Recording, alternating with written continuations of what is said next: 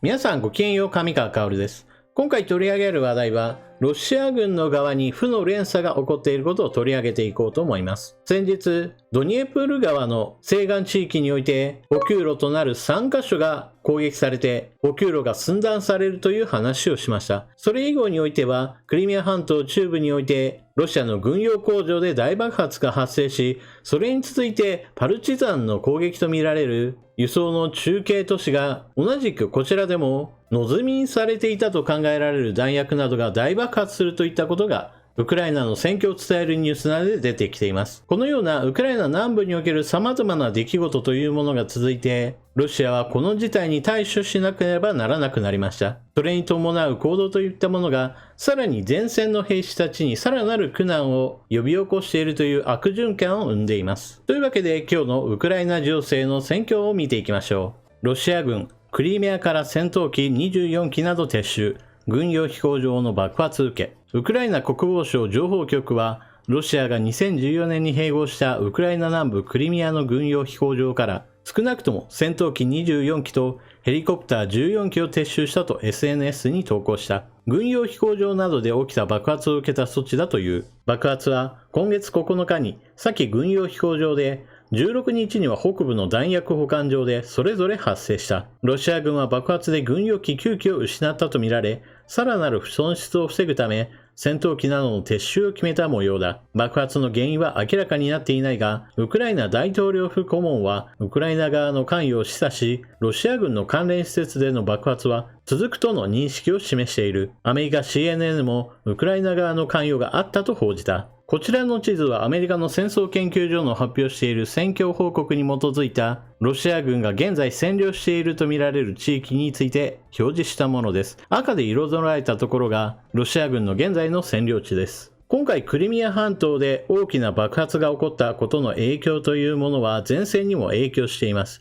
今回取り上げた記事でも見られるように前線に関与していた戦闘機が後方へと移ったということがニュースとして取り上げられています。前線に関与していた戦闘機を後方に下げたということは、当然のようにロシア軍の地上軍は空からの援護を受けられなくなってしまいます。ということは、逆の立場から言えば、ウクライナ軍の戦闘機が前線で活躍する場面が増えるというわけです。というわけで早速、ノーバカホフカに対する空爆が行われました。インターネット上にはこの空爆によってロシア軍がかなりの打撃を受けたことを表す映像が投稿されています。このノーバカホフカはドニエプル川にかかっている橋の一つであり、つい先日この橋に対する攻撃によって主だった橋すべてが軍の補給に使えなくなってしまいました。ただしこの点について言えば攻撃されたら修復するといったことが必ず行われるものですから、ロシア側はもう復旧したんだぞというような映像なども流しています。ただし、このような映像を流すことにより、結局のところ、ウクライナ軍もじゃあ次の攻撃をしようということを繰り返すこととなります。ですから、壊す、直す、壊す、直すというのが、これからも延々と繰り返されるだろうと私は見ています。そして戦闘が行われているのは南部地域だけではありません。東部戦線においてもウクライナ軍による弾薬庫の破壊といったものが行われていて、今回はそれについてもご紹介しましょう。東部戦線の戦いは今ドネツク州が主戦場となっていますが、その戦場からおおよそ65キロ後方のロシア軍弾薬庫が大爆発するという映像がインターネット上に投稿されています。前線から見た場合において最短距離で65キロですから、実際のところもう少し遠いところから狙っていることでしょう。これだけの距離があるわけですから、アメリカやイギリスから供与された多連装ロケットミサイルで弾薬庫を狙ったのでしょう。一方で、ウクライナ軍に弾薬庫を破壊されているロシアですが、これで黙っているわけではありません。ただし、ロシア軍による反撃というのは、ウクライナ軍の弾薬庫を狙ったものではなくて、基本的には住宅地などを狙ういわゆる無差別攻撃を繰り返すこととなっています。ですから南部戦線においてはウクライナ最大の港オデーサに対する攻撃などで住宅地などが破壊されたり、逆に北部方面においてはウクライナ第2の都市ハルキウ周辺で砲撃やミサイル攻撃などが行われて一般市民が犠牲になっています。ウクライナ軍はロシア軍の前線指揮所や弾薬庫を狙うことによってロシア軍全体の戦闘力を下げようとしているのに対してロシア側はウクライナの国民を狙うことによって、ウクライナの戦う気持ちや国民の厭戦気分を広げようとしています。ロシア軍の戦闘機が前線に関与するところからより後方へと移ったというニュースは、基本的にはウクライナ軍にとってはより南部戦線における優勢さを確保しやすい状況となっています。ただし、完全に撤退したわけではありませんから、いずれはそれらの部隊が再び戦場へと戻ってきます。その証拠に全部が撤退したわけではないために、クリミア半島の南部の飛行場などにはかなりの数の戦闘機が集結しているそうです。しかし、空軍力が一時的でもなくなっているということは、その間、前線のロシア軍兵士たちは空の援護がないわけですから、かなり危険な状態となります。このあたりはロシア軍の考え方として、地上軍についてはある程度打撃を受けたとしてもあまり気にしないで、一方において戦闘機がやられた場合においてはやはり何といっても金額的に大きなダメージになることから、そちらの方がより重要視されているのでしょう。このあたりロシア軍の兵士になってしまったら命がいくつあっても足りないといったことを結構感じさせるものです。また、ロシア軍の攻撃が一般市民を狙ったものであるのに対して、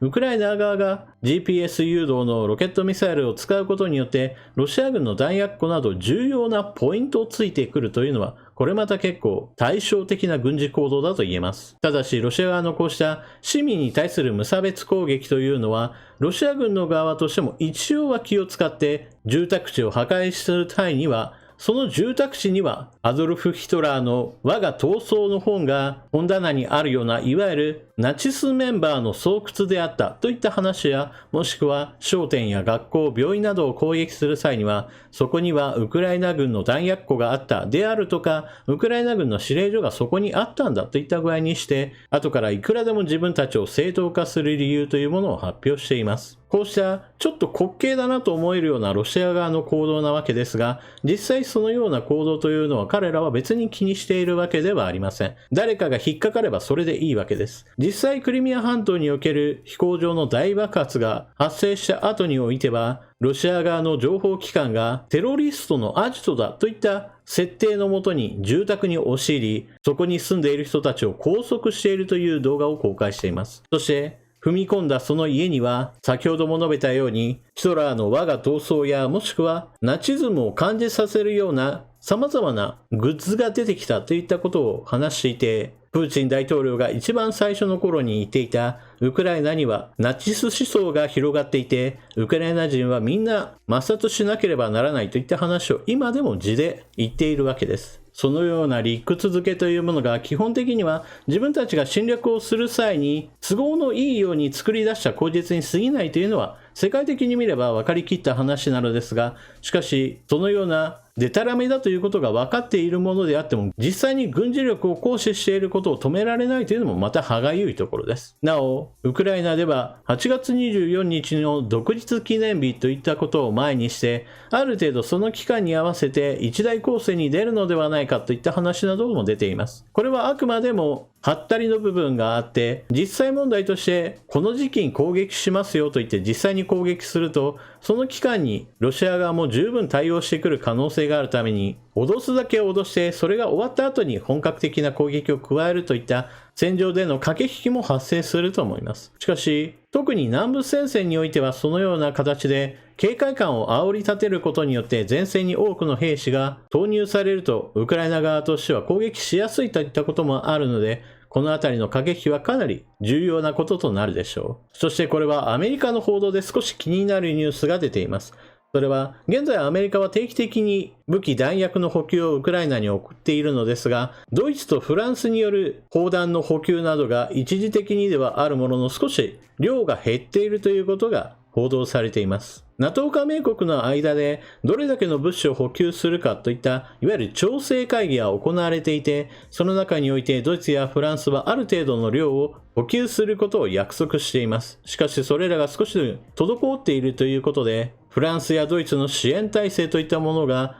国内の政治状況とも合わせてあまりうまくいっていないのではないかといった心配がされています。東ヨーロッパの国々などでは経済力があまりない中でウクライナに対する支援をかなり手厚くしている一方、戦場から遠い西ヨーロッパの経済大国であるドイツやフランスが十分取り組んでいないというのは、これまた非常に残念な動きでもあります。本来であればアメリカよりももっと積極的に同じヨーロッパの国が支援してくれれば、もっとウクライナが優勢に戦いが進められるのだなと思うんです。このあたりは経済的な混乱もあって、ヨーロッパの足並みが少し乱れているのを感じたりもします。というわけで今回のウクライナ戦況についてのお話でした。前線においては、ウクライナ軍は現在でもハイマースをうまく利用したピンポイントでの効果的な攻撃を行っています。一方でロシア側は相変わらず市民に対する無差別攻撃を繰り返していて、ロシア軍の蛮行をなかなか止められない状況が続いています。フランスやドイツはこうした現状から目をそらさずに